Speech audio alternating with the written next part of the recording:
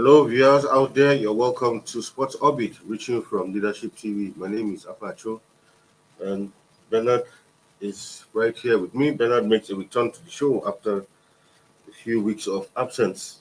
Bernard, welcome to the show. Welcome our viewers. Right. Also, Salifu Usman, my regular co-presenter, is right here on the show on this sunny Friday afternoon. Thank you. Welcome to the show. Thank you so much. Thank you. Right. We'll begin straight from the local scene where, of course, yesterday reports reaching us suggested that a part of the Stephen Keshi Stadium in Asaba, Delta State, had some a minor incident occurred actually, and that's where some events of the National Sports Festival will be hosted. But Delta State government said no life was lost in the accident. The Commissioner for Information, Charles Aniagu, who doubles as Chairman Media Organizing or Committee of the LOC, said in a live video at the event that reports making the rounds of substantial start materials as cause of the accident were true. He said the accident was caused by misalignment of the crane by its operator, which led to the heavy-duty equipment crashing on the wall. So many, it was said, like, thank God from what the commissioner is saying, no life was lost. At least we can say thank God for that. But initially, when the report came, we had feared that it was some fatalities were recorded. Yeah, thank God that the commissioners of information, those who are supposed to have the information, who are supposed to have the details, are supposed to confirm that no life was lost. So if that's the case, we thank God for that. But there were conflicting reports still flying around even as we speak that people were three people were feared dead. Yeah. But the commissioners was very categorical about the statement saying that whoever say that people were died should come out with the details of those who died in the incident. But although another thing that one thing in me at the moment now, the National Sports Festival is let's say it's less than 20 days away. Yeah. The game is scheduled to start on 28th of this month, and today is 11. And if the stadium that is going to host the National Sport Festival up to this moment is not ready, it's clearly showing about our inadequacy and the way we take things with like a attitude. I couldn't imagine. I'm a bit surprised. I thought Delta State have everything, all the stadium, everything ready. I couldn't believe that the Stephen Keshi Stadium that has been hosting all matches of the Spidey could still be this kind of situation. To the extent that the stadium was going to collapse. And there are rumors everywhere that what led to collapse, contrary to what the commissioner said in confirmed report, is that it's because of the manner the contractors are hasting up, of course, trying to rush everything, hasting up, that led to that collapse. And that collapse has been setback. Now, is there's a certainty the era the festival is likely going to hold as stated, because now he has taken them backward. Freeze that function that collapsed and every other thing also go. So that is why we would have wanted to link up with the correspondent in Delta. But unfortunately, the network has not been given this clear to give us what is the situation at the moment. But me, in all fairness, I'm a bit disappointed because I thought Delta has everything ready for this game. And if almost 2 weeks in the tournament, 2 weeks in the championship, and we are still talking about preparation. And the most surprising thing is that the Minister of Youth and Sport visited these facilities about a week ago and gives a thumbs up that everything is ready, and only for it to be surprised that the stadium that says it's ready is at the construction stage to the extent that it has to collapse. Yeah, exactly. Terrible situation there, Bernard, because like Salif rightly said, the sports festival just less than roughly about 3 weeks away, but 2 weeks away. Exactly. And from the pictures we even saw of that stadium, you will see that I don't think whichever magic they want to do, I don't think that stadium will be ready in that. This is a stadium that will be hosting number of people. Exactly. I know that if the building and the structures are not firmly constructed, it could collapse because people will be jumping. Pressure, there will be a lot of vibrations on the wall, exactly. And in fact, it would be a high risk if I'm to say, I would say they should shift this from from Delta State to another place that has maybe a state that has a but for now it's too late already. Yeah, but there's still they can do there still be an amendment from now to 28 instead of risking people's life to say okay let them go on to the construction and how many days are there to finish up this work and looking at the space and look at what just happened whether it's a maybe the crane that hit it down or whatever that might happen. At least we still need to ascertain the durability of these buildings to carry such number of persons. Yes. I agree with you, and I don't know if the producer can still show the picture. Because if you look at the pictures, if you can show the picture again, if you look at the pictures of that stadium, the way he look like, it looks like something that is not even film at all. Yeah. The construction looks at a very mold situation. So I think, just like I said, I'm a bit disappointed with what is happening with Delta State government, and I think Governor Fayoko has done a lot.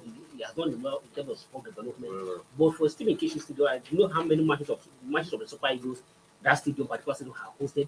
And one particular thing at that particular stadium, if you recall, in 2019, I won the championship at the water tanks also collapsed. Exactly. At that particular stadium, and now here again, and just with 2 weeks in the tournament, we are having these conditions of collapse. Although the commissioners have still to say, no life. Yes, we are happy that no life is worth. Yes, but no life is worth. You look the situation now within 2 weeks. Are we ready? Are they going to be ready to put this stadium ready? But because this stadium ought to have been ready 3 months ahead, if not even 1 year ahead, to test run everything and to check everything before even risking the life of, just like Bernard said, it is better not to have this game than to have this game and record a casualty. Because if at the moment we are having a collapse at the stadium when the numbers of people is still hosting a less number of people, just a workers. By the time all the athletes everything descended on that stadium, or I mean dropping off in a lot will happen, but we pray that nothing sure to happen. But the Minister of Youth and Sport, who visited that stadium just a week ago, acknowledged that everything is ready. It needs to reassure the stadium again. All I think the Minister of Sport is not a facility expert, he's not an engineer.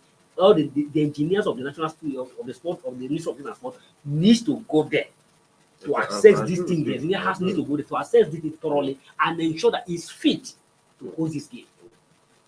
Like you rightly said, and it still goes back to the normal Nigerian attitude of you are hosting an event. These rights were awarded to you. It wasn't like last month or 2 months ago. You had enough time. That's why even you see things like World Cup, Nations Cup, they give you a long time so that you prepare. So that we won't be hearing that 2 weeks to the time. And so you have a long time. Maybe they just started putting things together in the last 1 or 2 months. So you have all the time you waited until the last minute. You now wanted to rush everything, and not at the time of rushing, you are just rushing at the risk of people's life. I think by now we should not be in the construction of the stadium. Absolutely. What we should know is by now we should be testing and verifying the durability. Can this thing contain the number of people that should be in this stadium? What can we do? What else can we do to avoid all these things? But we are still in the construction, places collapsing and all these things. And don't be surprised. Don't be surprised that even though if they allow this game to go ahead, I can bet with you that even when the athletes were in the stadium, you can see some construction still going on by itself, which is not good. It's not safe. All right, so our next story, Super Eagles coach Pesero has revealed that European giants like Madrid, Man United, and Chelsea and others are interested in signing Victor Osimhen from Napoli, definitely because, according to him, he scores a lot of goals. He's young, and it's certainly not easy. Usually, a centre forward finds his level later on. But for Osimhen, right now at his age, he's one of the hottest striker completely. I mean, in the last week, in the rating of strikers in Europe, he was rated as among the top 4 strikers in Europe currently, and it's no wonder that all these top clubs are vying for a signature. Yeah, it's a good one that Osimhen has proved himself, and just like you say, he's ranking among the top 4. That's clearly shows how vibrant and how it is. And from what we are hearing now, just like the said, it will be very pretty difficult if Napoli sustain in keeping Osimhen to the end of the season. It will be very difficult for Napoli to hold on to Osimhen next season. What we have even heard that if Man U, yes, they are in the forefront Yeah. to ensure that they get in the singer. Mm. And at the same time, Man, are also interested in this guy. So it's going to be for Man U and Real Madrid to begin to chase for Osimhen. It's very difficult for Napoli to keep him the season. Completely. Right, to our next story, World Cup related, where 17-year-old Cameroonian born striker Mokoko, Yusufa Mokoko, has been included in Germany's squad to the World Cup. Hansi Flick announced his 21 squad for this year's World Cup in Qatar. Mokoko has scored 6 times in the Bundesliga this season and selected following the absence of the injured Timo Werner. So, for the young Cameroonian, and I mean, we see this over and over again, African players born in Europe, as long as they are talented enough, get to make play for national teams of their country of birth. For Coco, I'll say looking at his records, at least for how many matches he's played, he has 6 goals and 3 assists or thereabout. That could give him a leverage on being selected in the team. So I think that World Cup is something that everybody is coming out with their best. You have to come with your materials at its best. So they looked at things and look at he's a young man, he's vibrant and he's active. So he will do more good for them during the World Cup. So I didn't see it as a bad thing, but I urge the young man to keep up and do his best. I mean, for some players, they're not always as lucky, like the case of Tammy Abraham, who refused several calls to come and play for Nigeria. But at the end of it, like we always say, sometimes for him, he's a lucky one. But sometimes these countries, they might just use you to play a few friendly matches. But when it gets to the real event, they push you aside. And by then, you've already had an international cap, and you can't even represent another country. Yeah, exactly. For someone like Tammy Abraham, Tomori, exactly. I really feel pretty for them. Exactly. If you remember the former Newcastle guy, Amobi Shola, who had last minute. Exactly. When he has all the time to play for Spain, he could have been waiting for England at the last minute. So, but one thing is that, congratulations to Mokoko that has been included in the German squad. Well, to him, it's a dream come true. It's the wish of any players. If at the age of 17, you're making the German squad, clearly shows how good you are and how good you are.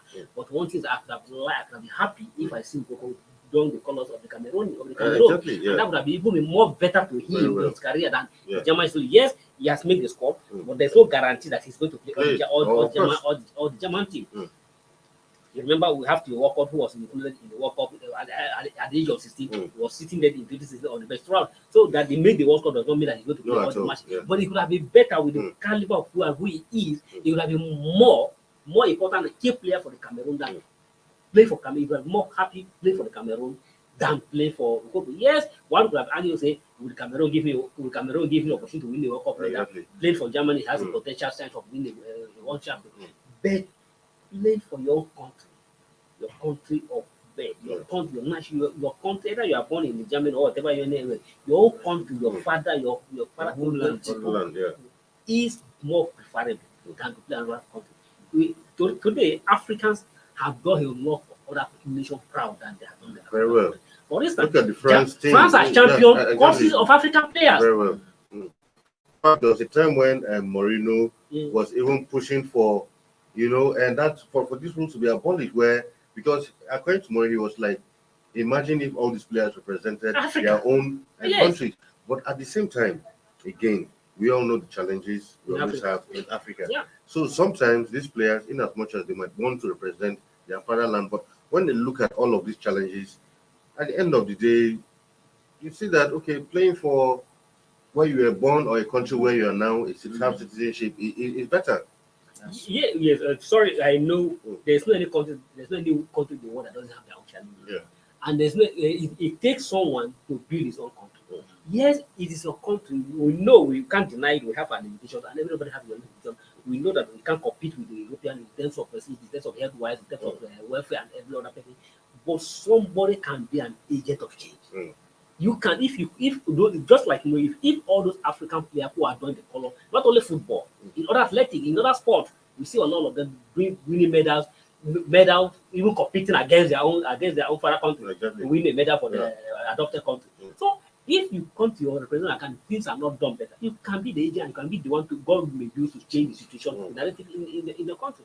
Just for instance, like all the players that play for France, if you go to the France national team, more than half of the players are African players.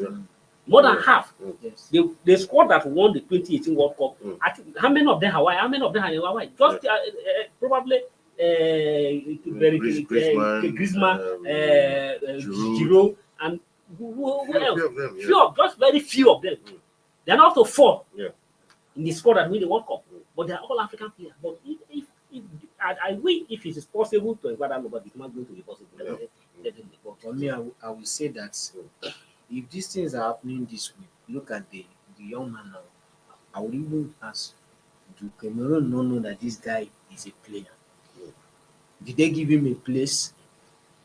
That's one thing else we'll look into, because it's like Africans do more of trying to push out their players from being from participating or contributing their own quota in the development of football in Africa. So if Africa can give players their place, call them home, let them know that you are our son, you are an indigene of an Africa. But in some cases, sometimes you give some of these players call up, just like we said, you give some of them call up, but they turn it down. In the likes of Tammy Abraham, for instance, he was called several times, and he said he prefers to play for England. Like what Robert is trying to say, I think Africa will also begin to do something. Do something better. Even some of the African players, some of the players who have come to the home to turn for their country, people like Leon Balogun. People like have their story to tell. Exactly. If you give to head up, there's a story to tell. You will not even support any of them to come and play for the country. Yeah. But I think, just like you try to say, we should begin to learn to do something in a proper way. But I still, as you say, that no country without challenges. Yeah. All right, we'll go for a quick break and then we'll come back. Sport Orbit continues. Don't go nowhere.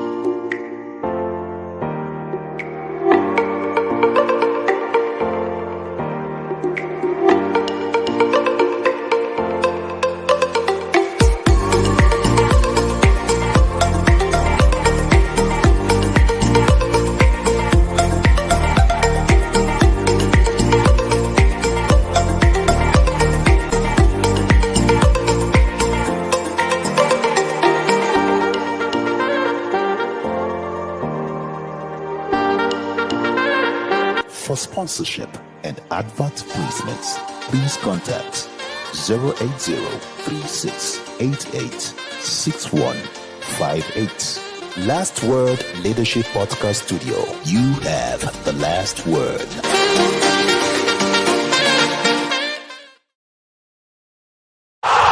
Sports Orbit. We make the world go round. All right, welcome back from that short break. Earlier in the week, here on the show, we had told you of Sadio Mane's injury, but unlike that day when Wale joined us, we had said, because of the kind of player he is, we believe that even though with the injury, Senegal will, include him in 6-man squad, even if he's not going to play, but his presence alone will have a way of lifting the spirits and motivating his teammates. Yeah. And it's good that Senegal have. Exactly. I know for sure Senegal have. I don't have no choice. Of course. Yeah. And just like either man is going to play, he's present.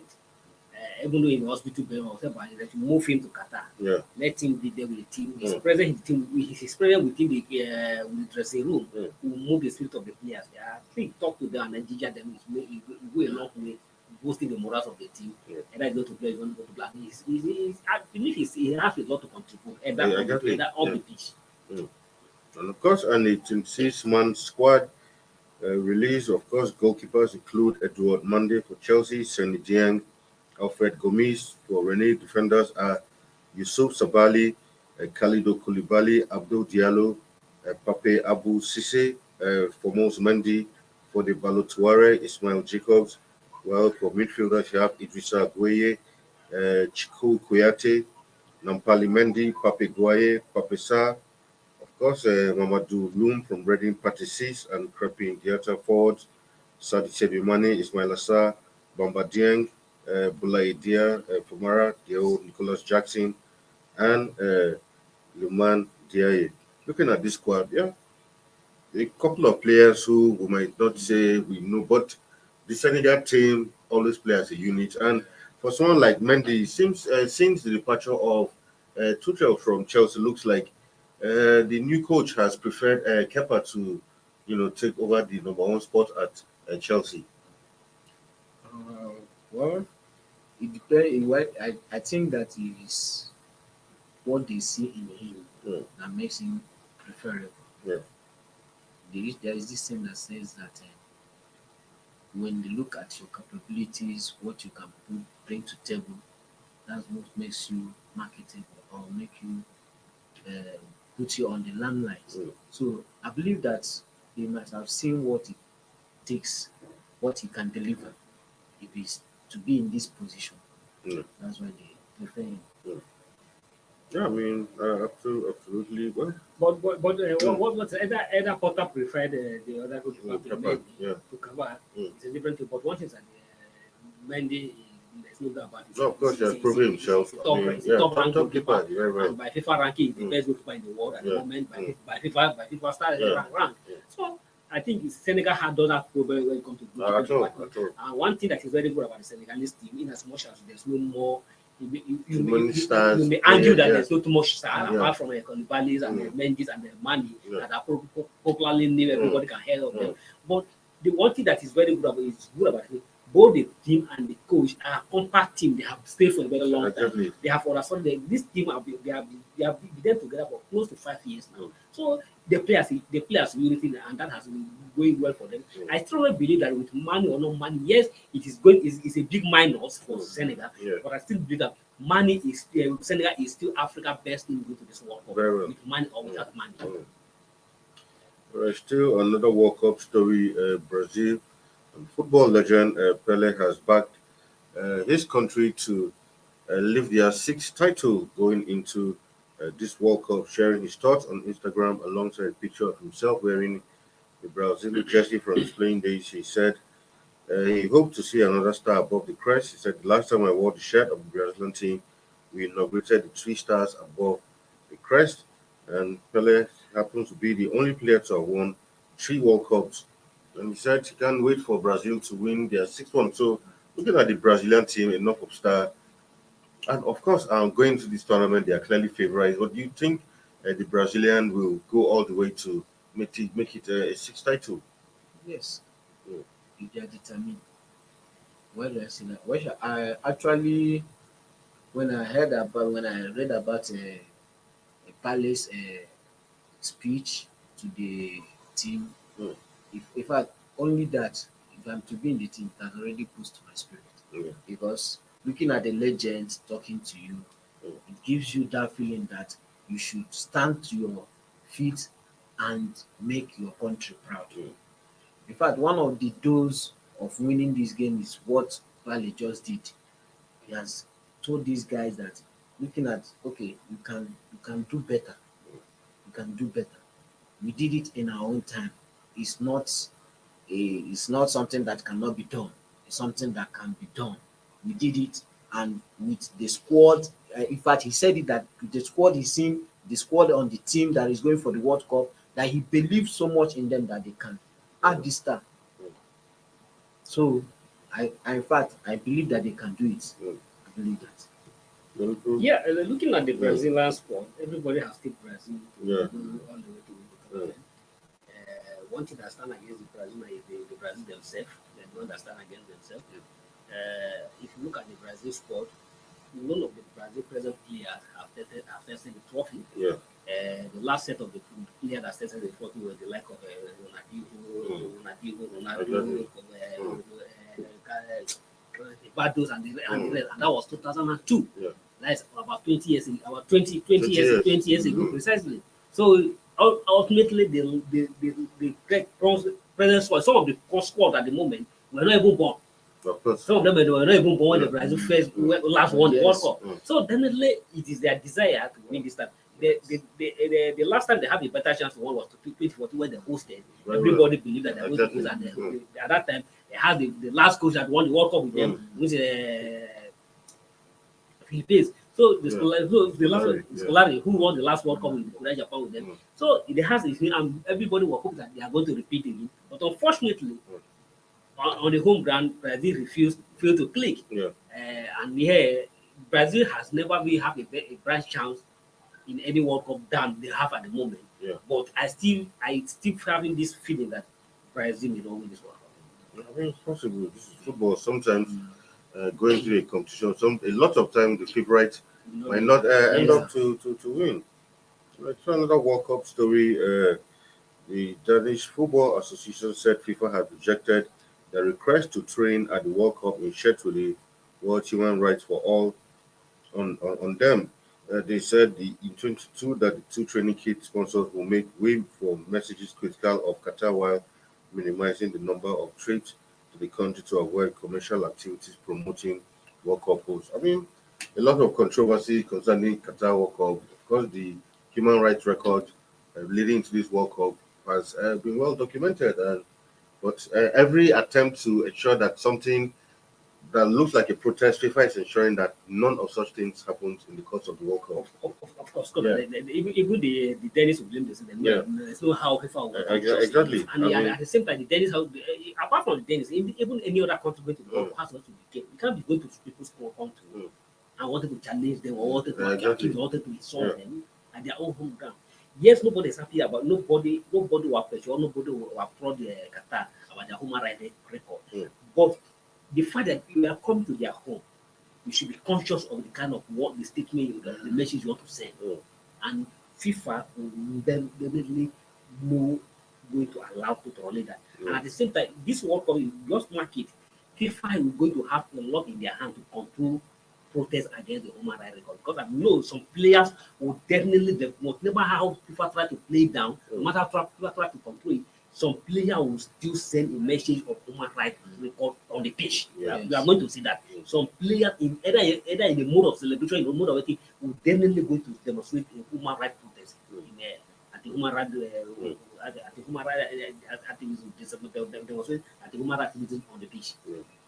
Right, to the Carabao Cup, where, of course, after those round of matches were concluded, Liverpool have been drawn to face Man City in the fourth round, while United, who defeated Aston Villa yesterday, will face Burnley as Newcastle play Bournemouth in the round of 16. Complete list of fixtures there: Charlton Athletic, Brighton and Hove, Blackburn Rovers versus Nottingham Forest will be in action. Then Milton Keynes Dons versus Leicester City, Newcastle, Bournemouth, Southampton, Lincoln City, and Wolverhampton versus Gillingham. So as it stands, when City and Liverpool play, one other top team again will be out of the competition. For sure. Yeah. For sure. But what I'm confusing with these fixtures, the World Cup was starting on 20. Yeah. And last to 18th of December. 18th of December. So are you telling me that I think they'll definitely be moved. They definitely will move because I don't think this fixture will stand. Because you should say that the player was either we know that not all teams will get to the final of the World Cup.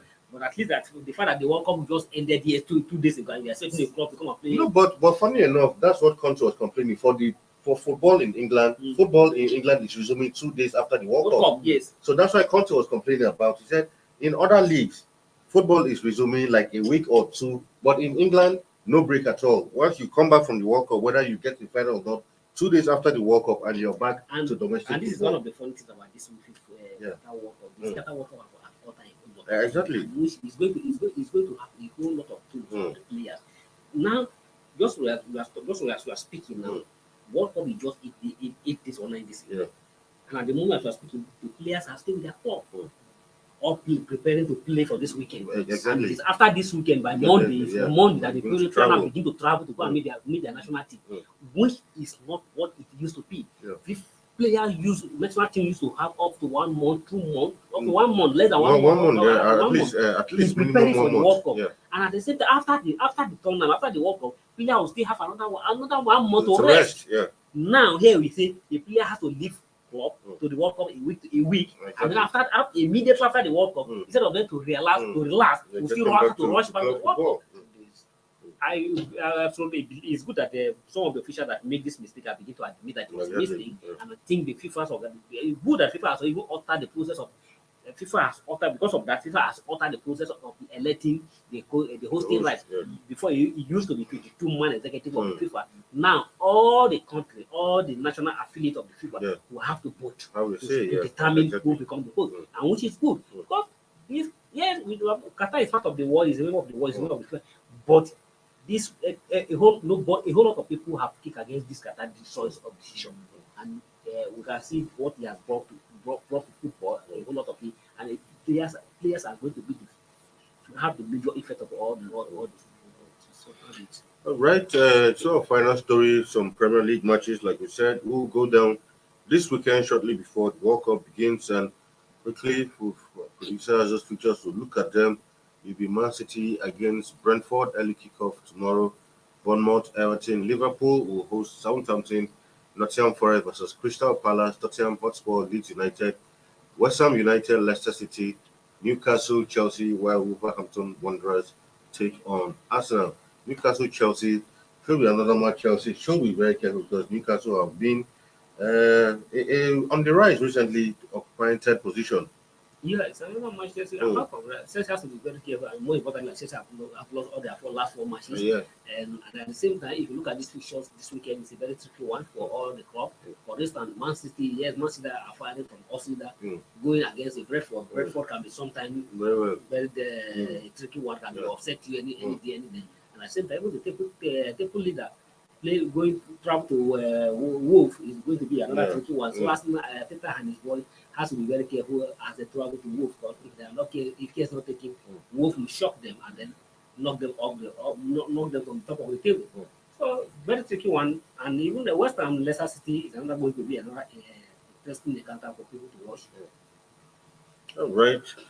With that, we'll draw the curtain on today's episode of Sports Orbit. It's a Friday and the final edition of the weekend. Next week, of course, we'll begin World Cup countdown right here on Sports Orbit. So do join us on Monday as we bring you, up-to-date events leading up to the World Cup. Bernard, thank you for being in the studio today. Thank you for coming on today. Until we come your way again today, stay safe out there. My name is Afa Cho, and have a lovely weekend. Thank you for watching. For sponsorship and advert placements, please contact 080-3688-6158. Last Word Leadership Podcast Studio. You have the last word.